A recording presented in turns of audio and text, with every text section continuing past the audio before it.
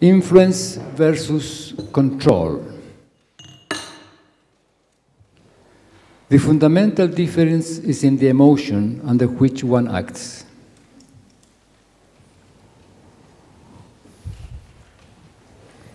In control, one acts thinking under the emotion that one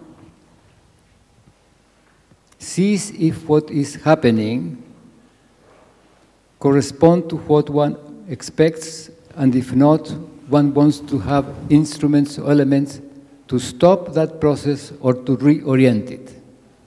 This is what control means. If I put procedure of control in a factory to see whether the product that is coming out from a line of production satisfies certain criterion, that is exactly what I'm going to do, but the emotion is not in the actual doing, but in what happens to me when I find that some of the products do not satisfy the specifications. Then I have to go and to look at the whole line of production, or whatever it is. But in the personal relations, the situation is very different. Because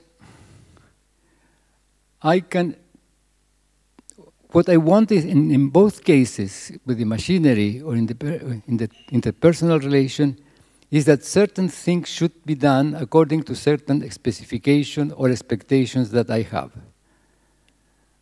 So I approach to see if those conditions are being satisfied or not, and then I will act according to how do I feel when I see that things are not occurring as I expected. If I find that things are not occurring as I expected, that means if the persons that are doing the productive action are not doing as I think they should do, I can have two fundamental attitudes. I can enter into conversation to invite the person to see how he or she is doing so that she can realize in what sense my expectations are not being satisfied. Because it's my expectations. I put the criterion of quality. But my attention is not only to the whole process of production, but to the persons that are considering that the manner in which they are doing what they are doing is not adequate. So I can, which will be my emotion, how I'm going to act with anger, with curiosity,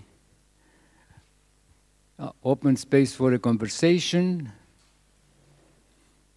so that the person reflects and sees where is the difficulty, or is able to tell me why is happening that the product is coming that way, and in what sense it was due to what he did or whatever. But either I become angry or I become curious. It's completely different. With the machinery, I have no problem. I may have some concern about the costs, about how much money it will cost me to transform the line of production so that the product is exactly as I want. But essentially, it's no problem. The problem will appear. Problems are always conflicts of emotions, always.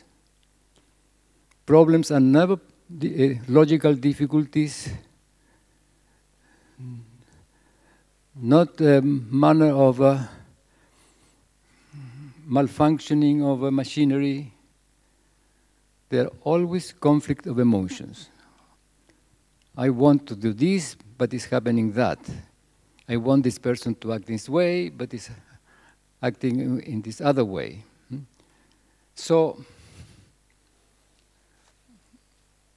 control, the orientation is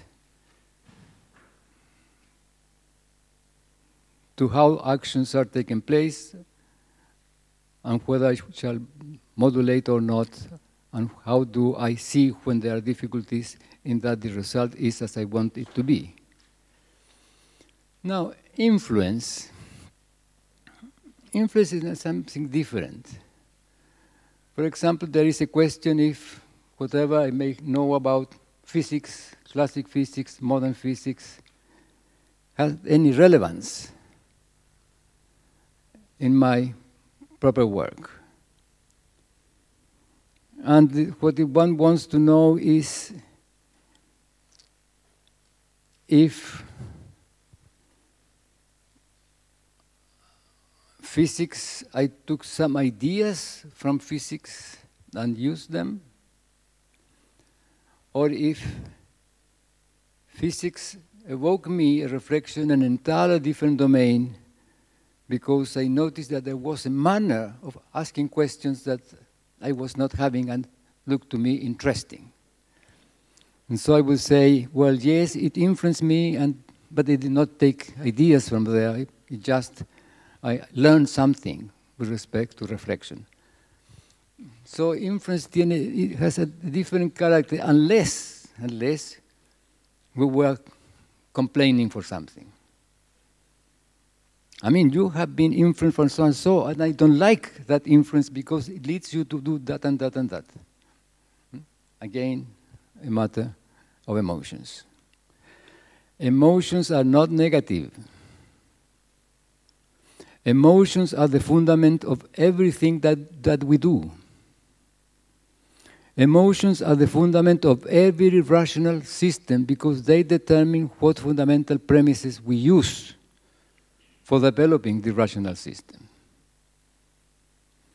But in human relations, they are very delicate because generate blindness. Anger generates blindness. Curiosity opens vision or hearing. So in influence, one is attending in a different manner with what is occurring. Now, are there instruments to influence? Well, a psychologist would say, yes, there are psychological instruments that one uses. Coercion, for example. Fear. Approval. And one will do one or the other according to what one wants to happen. But they are different things. Nobody likes to be controlled because it means mistrust. If you trust, you do not control. You may go to see, do you have any difficulty? Can I help you? It's entirely different to say, how are you doing? Are you doing well? One is cooperation, the other is control, mistrust. So these are fundamental questions, by the way, everywhere. In all human collective activities.